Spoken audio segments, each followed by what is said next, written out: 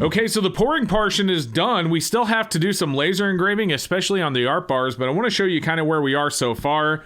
So we got a couple of these come out really good. The first few didn't turn out so well and I ended up putting them back into the crucible, but these turned out really well. Now I only did 2 of these and they both came out fine. This one has a little bit of character and it was the first one that I ever poured. I mean, literally 0, 1, like this is the first one I ever poured. I didn't actually remelt either of these. I only did 2 pours. Now this one turned out a little bit nicer, but I think this one is actually going to be the one that I send to France. Now, the reason I'm sending France one is he actually sent me this mold, and this is the first one I ever poured, so that will be serial number 1, and we'll get that one to him. And this one came in at over 12 ounces, I think, or 11 point something, I don't remember, but this one's really heavy, so I don't know what we're going to do with that one yet. And then, of course, the art bars. I love doing the art bars. These turned out great. I noticed a little bit of copper color forming on some of the molds, or some of the pours here, and what that is not anything to do with the silver. The silver is fine, but I'm actually cooling these in a pan that is pure copper. And so I think the copper color is transferring as the water got hot, and that's what's happening here. So it's very interesting to see that. The water was very hot when we were done. It was definitely steaming the entire time.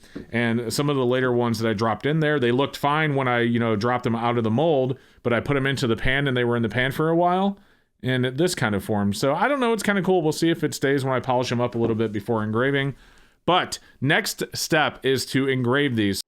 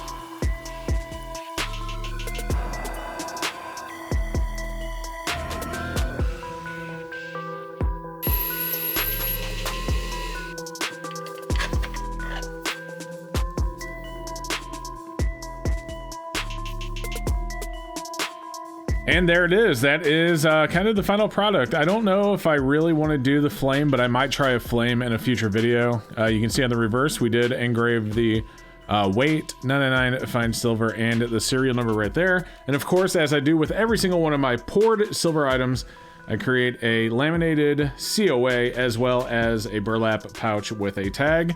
So there you go. That's what we're gonna do. So we'll on the back of these, I'm not gonna put a special design. I might put my logo and then the weight and the purity, so no big deal there.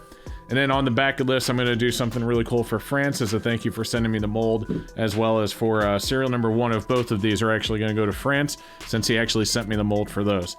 So I have a few more to do. We're gonna get those done, but other than that, listen, thank you so much for watching. I hope that you enjoyed the video and the silver pour. If you're interested in any of the products that I used in today's video, the laser pecker or my ToAuto tool furnace, there is a link for all of them in the description as well. So definitely go and check those out. Additionally, there will be a link for my xTool if you guys are interested in like the wooden COAs and the wooden nickels and things that I have done in the past with that. Love that laser, still use it to this day, and I'll be featuring it in a future video. Again, thank you so much for watching. I hope to see you next time. Have a great day.